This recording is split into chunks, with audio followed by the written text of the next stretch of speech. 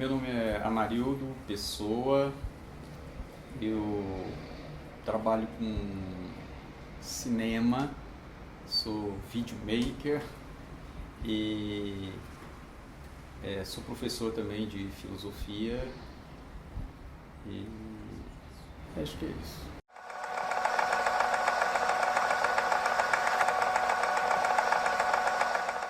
Bom, parte dos filmes, né, que eu fiz de ficção e até mesmo de documentário tem a ver muito com o período da minha infância, né? Eu acho que é o período em que a gente tá livre para imaginar, para sonhar, né? Enfim, e o cinema tem muito disso, de estar ligado com essa fonte, né, de criação, de imaginação, né, e principalmente de contar história, né? Assim, eu tive uma infância em que assim, a referência de arte que a gente tinha era as contação de causos, né? A criançada reunia e brincar e contar história, ouvir história dos adultos, enfim, a gente não tinha esse turbilhão de informação que tem hoje, né? Então tem essa referência e que ficou um pouco adormecido.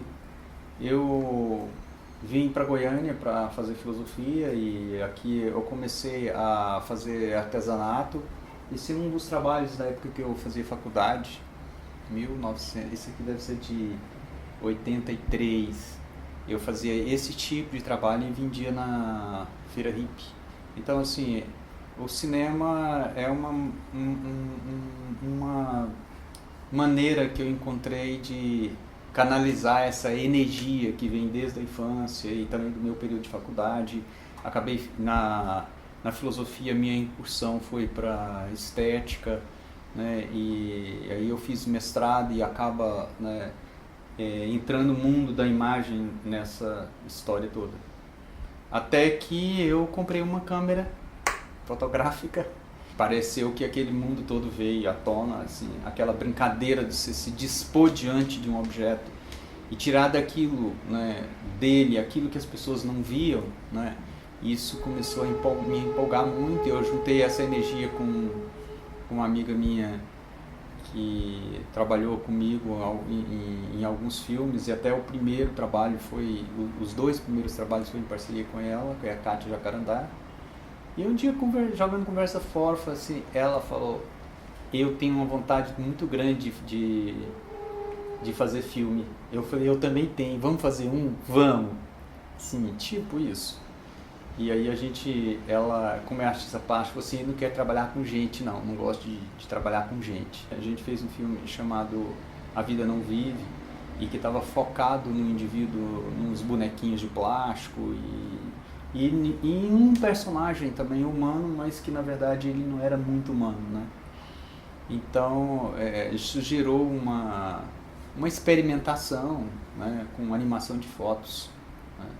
E nesse trabalho a gente ganhou esse troféu aqui, né, que foi, acho que não tem a data aqui, mas tenho quase certeza que deve ser de 2004, se não me engano. Melhor produção, né, goiana da mostra oficial do FICA, né? E isso deu um impulso muito grande para nós, né? A gente não tinha acesso à linguagem cinematográfica, né? As coisas estavam começando, tinha algumas pessoas que já tinham história, né, em documentário e até em ficção, né, no cinema. E estava aparecendo alguns festivais novos, como é o caso do Goiânia Mostra Curtas, o Festicine, né? Então, nessas oficinas, nessas trocas, conversas, a gente já tinha participado de outras edições do FICA também, com mostra de fotografia.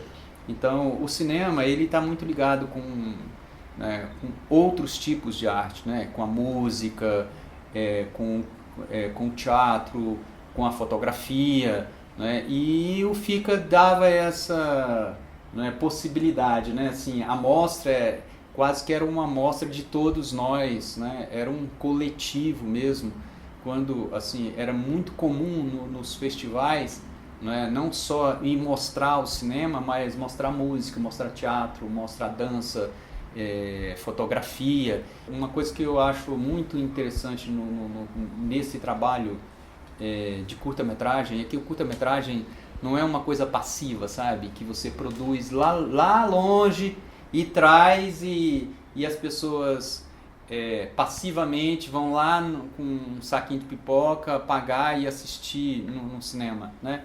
Não, ali está envolvido talvez uma cidade, uma comunidade, um grupo.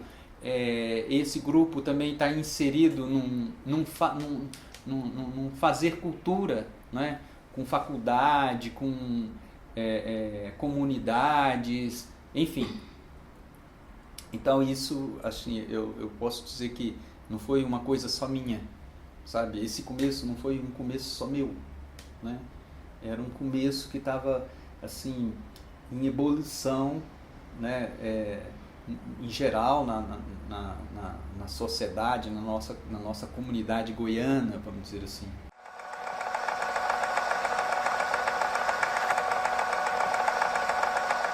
A gente fica com algumas ideias, né? Assim, tipo, é quase que uma história que você quer contar, né? E eu sou muito... É muito artesanal, assim, não tem muita técnica, né? Eu já fiz algumas oficinas de roteiro, enfim, né? Tem algumas coisas que a gente que tá... Acho que isso é o diferencial de um trabalho de curta-metragem, né? Você não vai ser diretor de um filme que está concebido, né? Você, na verdade, a maior parte do tempo é você que concebeu o roteiro, que escreveu o roteiro, que montou um projeto. A gente tem que ter em mente, assim, quando eu começo a pensar um roteiro, eu penso assim, como que isso vai aparecer? E geralmente, assim, eu tenho uma música, assim, eu fico com um ritmo na cabeça, um som que não vai ser o som do filme, né? O Última Clareza, por exemplo, a gente já encomendou uma trilha, né? Já trabalhou uma trilha, mas tinha uma música que ficava martelando na minha cabeça e que movia as imagens para frente.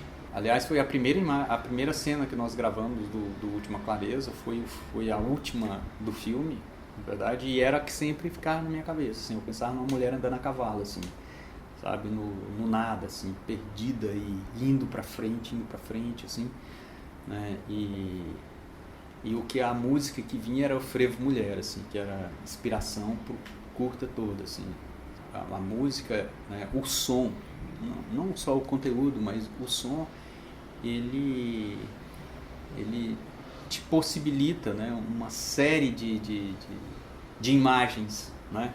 O Nietzsche diz que a mãe de toda imagem é o som, porque o som ele é universal e ele ao mesmo tempo que nós, assim, o som da dor está ali no piano, se ele sai a nota da dor, cada um de nós vamos conectar com a dor em particular. Vou à exaustão com isso, certo? E pensando mesmo assim, como que as coisas vão aparecer, e isso desdobra numa coisa que eu sou muito apaixonado dentro do cinema, que é o lugar, o espaço. E isso, então, está ligado com direção de arte. Então, eu fico pensando paleta de cores, fico pensando os objetos, aí fico pensando também figurino. Como que aquela pessoa, quem é aquela pessoa, como que ela vai aparecer, nem o que ela vai falar, entende? Como que a história é contada a partir dela. Eu já pensei várias vezes, assim, por que disso, né? Talvez seja por causa da minha relação com o interior. Uma característica do meio urbano é que as pessoas, elas não estabelecem muito relação com as coisas, certo? Por exemplo, eu mudo desse apartamento para o outro, não faz muita diferença, sabe?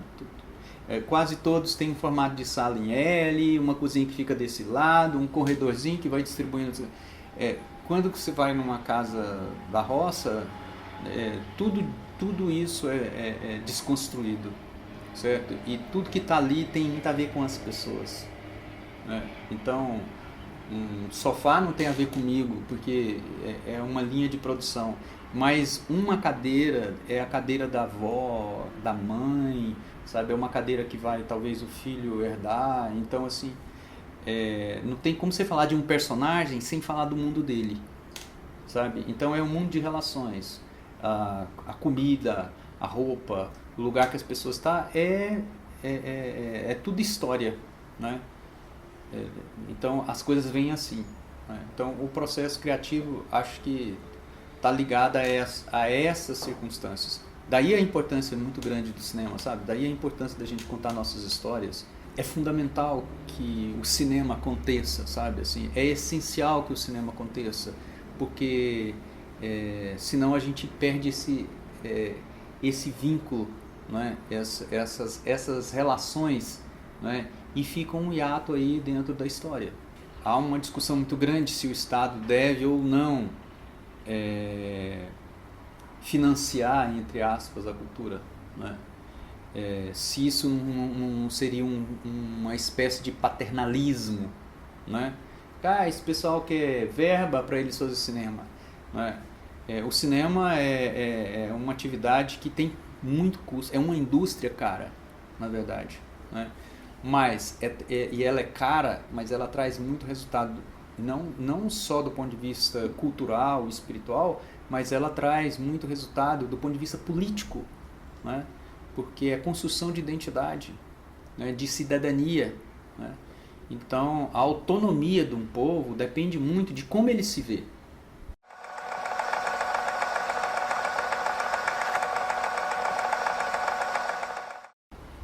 Bom, acho que em primeiro lugar, se a gente fala de arte, né? Acho que pela paixão que a gente tem, tudo pode ser superado, entende? Aquela história de uma ideia e uma câmera na mão, certo? Ela é muito romântica, sabe? Mas nem sempre funciona dessa maneira. Tem que ter um investimento nas áreas específicas. Você precisa, por exemplo, de uma pessoa que sabe em profundidade sobre som, que saiba em profundidade sobre edição, certo? Que saiba em profundidade sobre luz, né? Um câmera que sabe pelo menos o que é cinema. Então, assim, o que a gente tem aqui, a gente tem bons profissionais, né? Assim, pelo menos quando eu comecei a fazer era assim, e hoje melhorou bastante, certo? Mas você ia, por exemplo, trabalhar com um editor que editava propaganda, sua direção de arte, certo? Às vezes era um pintor, alguém que nunca estudou isso para o cinema, né? Alguém da boa vontade. No caso de maquiagem, então, certo? Era a pessoa que fazia maquiagem no salão. E aí? Ou, né, quando você era bastante feliz, você encontrava uma pessoa que fazia maquiagem de teatro, certo? Então, assim, eu tive muitos problemas. Assim, meu primeiro trabalho talvez seja uma espécie de documento disso. O cara fez uma maquiagem maravilhosa, né? A mulher ia ser esfaqueada, assim, era horrível você olhar para aquele corpo esfaqueado daquele jeito, sabe? Você não tinha como não ter um impacto de ver que realmente tinha umas facadas ali, certo? Mas aquela maquiagem não sustentava, por exemplo, a água, que a cena era essa. Então, quer dizer, a pessoa não estava ligada num processo cinematográfico, sabe? Então, as coisas estanques, né? Uma iluminação, por exemplo, né? Não é um fato simples. Uma coisa é uma iluminação de novela, você vê escravos áureos, estão lá com a luz de lamparina e a lamparina não está emitindo luz alguma, certo? O estúdio está todo iluminado, quem não conhece, não sabe, tem que ter uma verossimilhança, no mínimo, né? Então, não pega, né? Não vai. Então, acho que assim, uma das dificuldades é porque o cinema ele é indústria, sabe? E você tem que trabalhar com um coletivo, não tem como, sabe? Não tem como você ser tudo ao mesmo tempo, tá? Eu fiz isso, eu peguei uma câmera e filmei, ótimo, certo?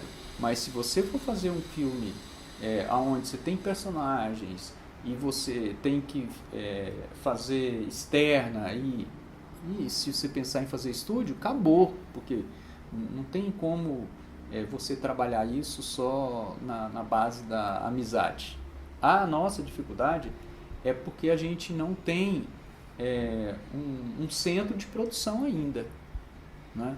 Mas algumas iniciativas, eu acho que as leis de incentivo proporcionou bastante isso, né? Teve muita gente que estudou, que se especializou, de lá para cá mudou muitas coisas, né? Quando nós começamos a trabalhar, né, os equipamentos eles não era acessível, sabe? Você não tinha a câmera que captou imagem para nós no primeiro filme. Eu acho que ela enxerga menos do que o meu celular hoje. E era assim, nossa, vocês estão filmando com essa câmera, não sei o que, parará, parará. Foi a TV Anhanguera que cedeu, entendeu? Pra nós na época. E ela enxergava menos que o meu celular. Mas assim, eu volto à primeira fala no início, assim. Tem uma coisa que é muito importante, né, no cinema, que eu acho que é a história. Né? Em segundo lugar, é como você vai contar essa história. Né? E aí você faz suas escolhas dentro das suas possibilidades. Uma coisa que acho muito legal, né, no fato de que há essas dificuldades, né, é um sistema de colaboração. Né? Assim, as pessoas estão afim de fazer, né? Elas querem fazer, isso é importante. Eu lembro, quando nós fizemos Jocasta, tinha uma equipe da UEG de estagiários, né, que colaboraram conosco, e o maquiador teve que abandonar a gente porque apareceu uma proposta gigantesca para maquiar noiva, a família da noiva, não sei o que e tal, tipo assim, a gente estava pagando no período de 5 dias, né, para o maquiador, na época eu acho que era em torno de 2.500, isso era uma grana, para nós era uma grana, certo? 2.500, né? Num projeto que tinha liberado 20 mil reais, né? Você vê, praticamente 10% quase. Aí a noiva ofereceu para ele 4 mil reais sábado e domingo, e justamente quando a gente ia gravar, né? Aí o cara largou todo o material dele lá e falou, vocês podem usar e tal, infelizmente eu não posso, estou precisando de pagar minhas contas. Então, isso é um problema, né? É como que alguém vai viver, por exemplo, de edição de cinema, como que alguém vai viver fazendo trilha para cinema, por exemplo. Claro que existem pessoas aqui, né, que já pega trabalho fora, né, e também alterna esse trabalho com outros, né, com outros trabalhos, né. Isso é importante, assim, vai surgindo oportunidades na área comercial também, né, mas é difícil, não é fácil, porque a gente não tem o que eles chamam de polo, né, um polo de produção, né. Mas o que anima a todos, né, é o fato de que as pessoas têm uma expectativa muito grande com o trabalho de cinema.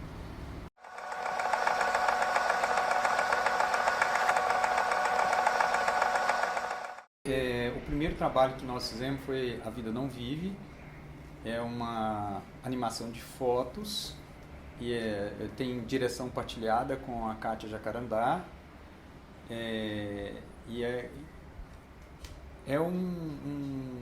Uma experimentação que questiona o conceito de vida, né? São aspectos, as fotos elas mostram aspectos da vida danificada. Esse trabalho rendeu para nós o prêmio de melhor filme goiano na mostra principal do FICA, e a gente participou de alguns outros festivais. Tivemos menção honrosa no Ecocine, no Cine Amazonas, não lembro mais o nome, enfim. Mas assim, isso abriu uma discussão muito grande sobre a questão do homem e o meio em que ele vive. O segundo, a gente fez um trabalho também de animação de fotos, que foi com o prêmio que nós ganhamos. A gente ganhou um prêmio em dinheiro e nós aplicamos esse prêmio fazendo o segundo filme, que é Via de Mão Única, inspirado na noção de tempo e espaço em Walter Benjamin. É um filme sobre a GO 050, e a que vai daqui para, aliás, eu falei 50, acho que é GO 060. ela vai daqui de Trindade até Aragarças, né? É 400 quilômetros. É uma passagem, uma paisagem bastante insólita, né? E a gente trabalhou fotos, imagens, né, de cruzes na estrada e pássaros mortos. O terceiro filme foi Última Clareza, que é uma ficção, é a história da uma tia, baseado numa história de uma tia minha que foi morta a facadas, né? E esse filme rendeu vários prêmios, melhor direção, melhor roteiro, melhor ficção. A gente ganhou o prêmio no FICA, ganhou o prêmio no Goiânia Mostra Curtas com ele, ganhou o prêmio no Festcine também, né? Depois do Última Clareza, nós temos uma outra ficção que é inspirado na tragédia do Édipo Rei, né? Então, o foco, né, seria a visão da Jocasta sobre o drama. A gente fez um experimento, na verdade, com meio teatro, cinema e música, quase que um musical. Foi composto, né, uma obra musical, e a gente filmou com coro numa olaria, né, num lugar que faz tijolos e tal, um cenário fantástico, assim. O resultado não foi tão bom, mas assim, a experimentação, né, aquilo que a gente conseguiu de captação de imagens, né, enfim, de invenção, ficou muito legal. Nós temos um documentário, que é um documentário de Folia de Reis. Eu tenho uma série de trabalhos sobre Folia de Reis, que eu sou folião lá na minha cidade. Eles chamam de folião porque eu acompanho a folia. Então, o nome do curta é Os Santos Reis do Vajão e o Espírito da Música, e o Nascimento da Música no Espírito da Tragédia. É uma relação com uma obra do Nietzsche. Como que o som cria uma imagem, né, e essa imagem é trágica. Também produzi um outro documentário com tipo um cowboy, uma figura assim, de estilo, né, vamos dizer, híbrido, né, que é o cara da roça que assimila a cultura americana, sabe? Ele chama Flores do Mal. Ele conta as histórias dele de peão, né, que se transformou numa espécie de um cowboy, um senhor de idade, né, que tem uma maneira muito específica de contar causos, né? E essa ideia de colocar o nome de Flores do Mal aí do Baudelaire, né, tá ligada à ideia de que o que a civilização está produzindo, né? Assim, o que é hoje o homem do campo, né? Assim, aquilo que antes era uma relação sadia transformou-se num problema, né? Ou seja, mal florescendo, né? Depois disso aí veio mais dois trabalhos, um de ficção e outro que é documentário, né? A ficção chama Marimbondo Amarelo, que é a história de uma menina que gostava de ser ferroada por marimbondos. Esse trabalho também rendeu vários prêmios para nós. Cheguei a levar ele num festival na França, porque foi selecionado aqui em Conti. Isso é o prêmio, né, que eu recebi lá. Aliás, nós recebemos 3 prêmios. Esse aqui foi de melhor vídeo da mostra do festival. Os outros estão com... ganhou o prêmio também de melhor som, que isso para nós foi muito bom, né? Assim, o filme ganhar um prêmio técnico num festival que estava sendo concorrido com vencedores de outros festivais do país, né? Foi muito importante. Melhor atriz também do filme, que tinha uma global aí que estava fazendo uma participação, mas a melhor atriz é uma goiana aqui que fez a noiva no filme.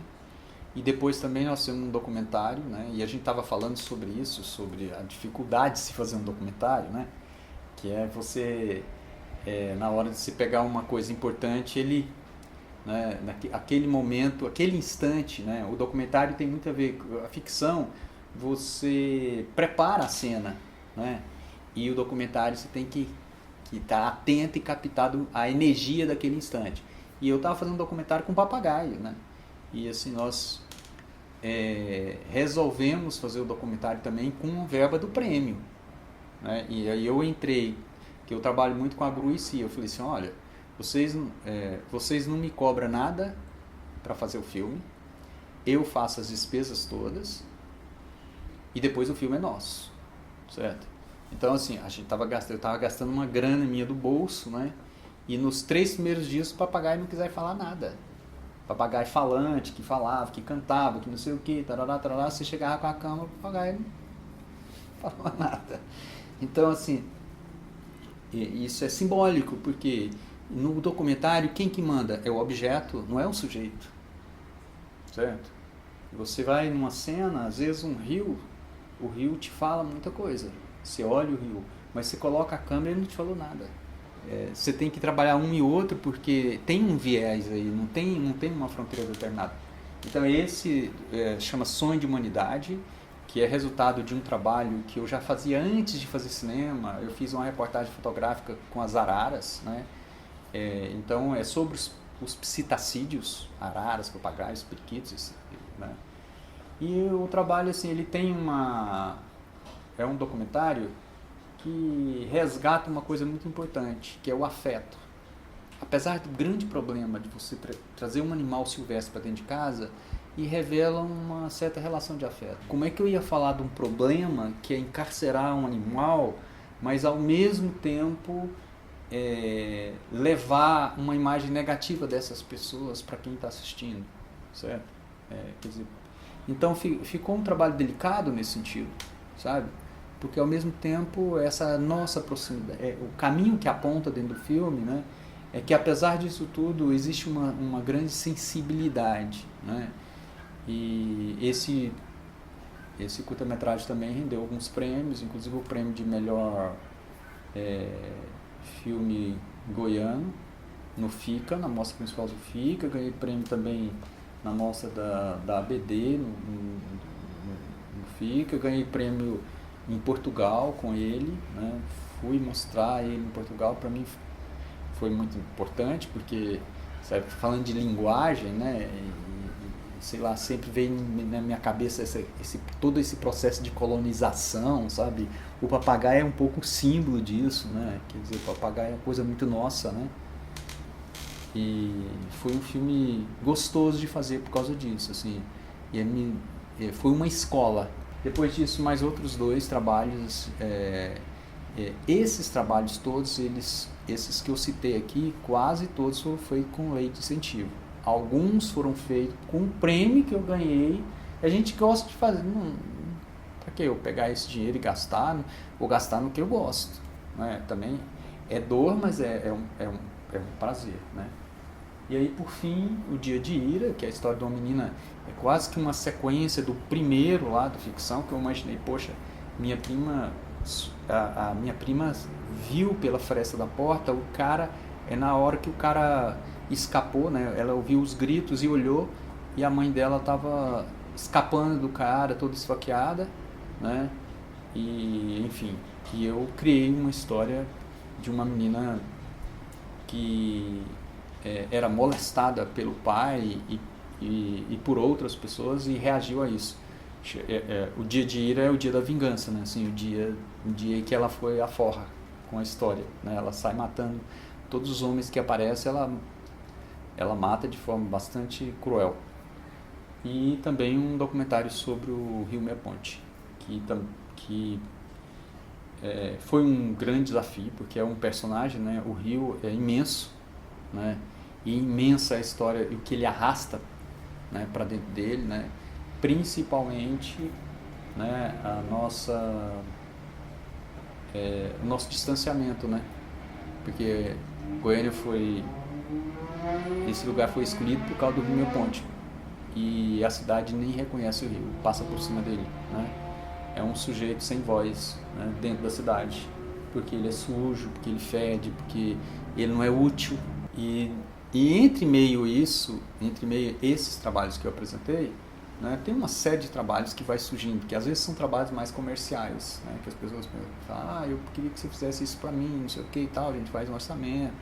Então, quer dizer, junto com o trabalho artístico, sempre vai vindo algumas questões que dá para você ter um fôlego, que dá para você sobreviver, né? Tem muita gente, tem muitos colegas que só vivem, né, pelo cinema mesmo, fazendo cinema. Mas essa é a história.